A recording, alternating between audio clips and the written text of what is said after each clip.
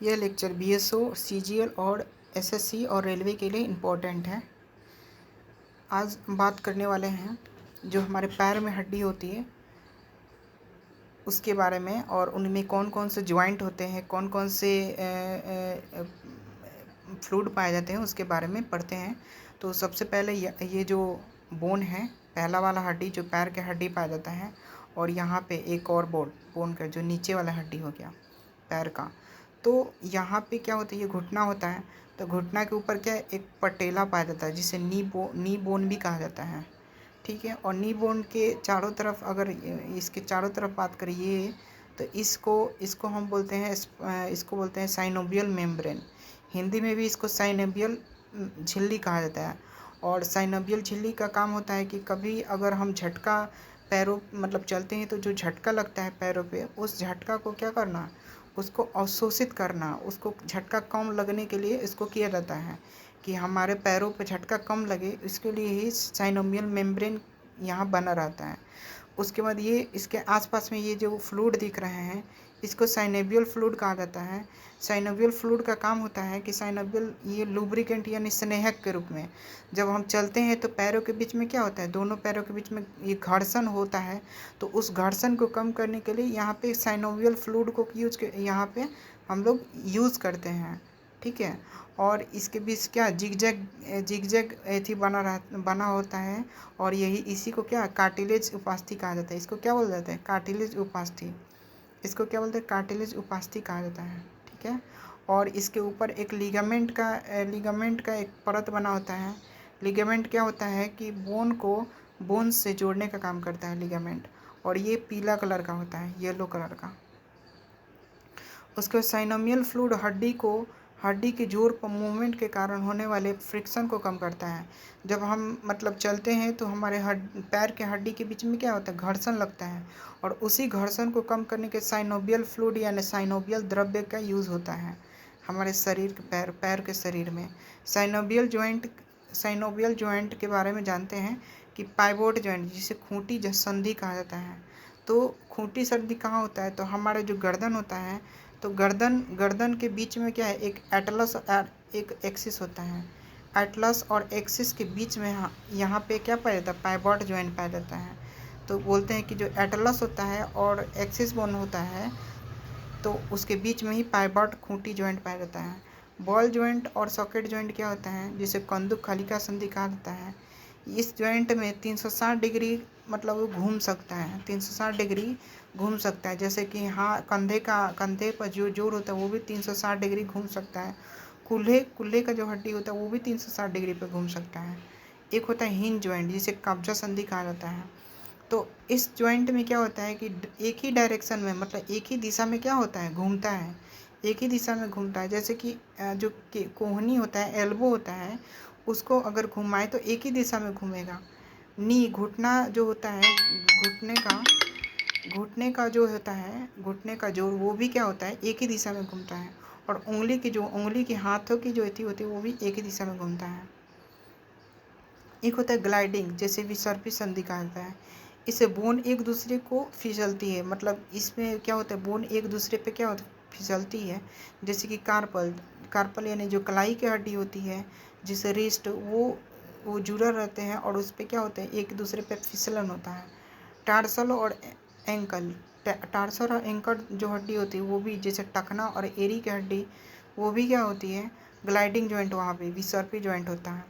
Saddle joint यानी कि saddle संधि किसे कहते हैं, तो थंब जो अंगूठा होता है और जो कार्पल होता है उसके बीच में जो जॉइंट होता है उसको सैडल जॉइंट यानी कि सैडल जॉइंट कहा जाता है।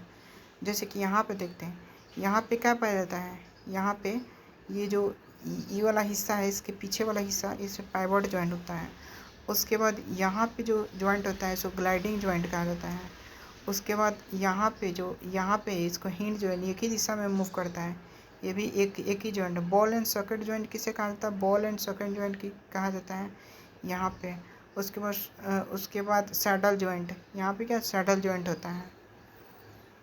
उसके कंपोजिशन कौन कौन से है, तो हड्डी में कौन कौन सा संगठन है, तो हड्डी कैल्शियम और फास्फोरस से बनी होती है, और हमारे जो ट्राई कैल्शियम फास्फोरेट नामक पदार्थ निर्मित होती है। हड्डी किससे निर्मित होती है, तो ट्राई कैल्शियम फॉस्फेट नामक पदार्थ से हड्डी का निर्माण होता है।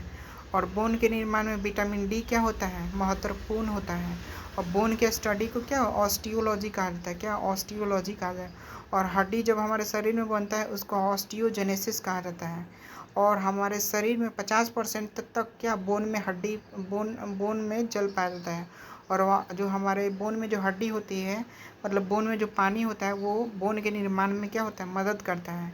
और बोन में फ्लोरीन भी पाया जाता है। बोन में क्या होता है, थोड़ी मात्रा में फ्लोरीन भी पाया जाता है, थोड़ी मात्रा में, ज़्यादा मात्रा में नहीं। हमारे बोन में कुछ संयोजी ऊतक जिसे कनेक्टिव टिश्यू पाया जाता है। और ये कनेक्टिव टिश्यू कौन कौन से, जिसे संयोजी ऊतक कहा जाता है, जैसे कि लिगामेंट हो गया। लिगामेंट एक प्रकार का क्या संयोजी ऊतक है, ये हमारे बोन में पाया जाता है। इसका काम होता है बोन को यानी कि हड्डी को जोड़ना काम रहता है। ये ज़्यादा लचीला यानी कि मोर फ्लेक्सिबल होता है। ये इलास्टिन नामक पदार्थ से बना होता है। इलास्टिन नामक पदार्थ फाइबर टिश्यू होता है, उससे बना होता है। ये हल्का क्या होता है, पीला होता है। उसके बाद नेक्स्ट है टेंडम। टेंडम का काम होता है बोन को मसल से जोड़ना, यानी कि हड्डी को मांसपेशी से जोड़ना। ये उतना फ्लेक्सिबल नहीं होता, कम फ्लेक्सिबल होता है। ये कोलेजन नामक फाइब्रस टिश्यू से बना होता है।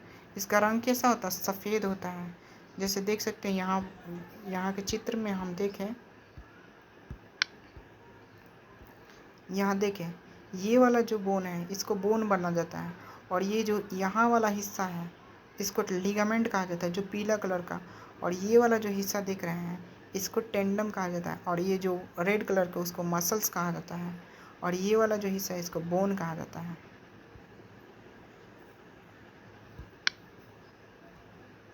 कुछ क्वेश्चन है, जैसे कि मानव शरीर में फसलियों में कितनी होती है, तो 12 होती है। टोटल कितना होता है, 24। How many pairs ribs there in the human body.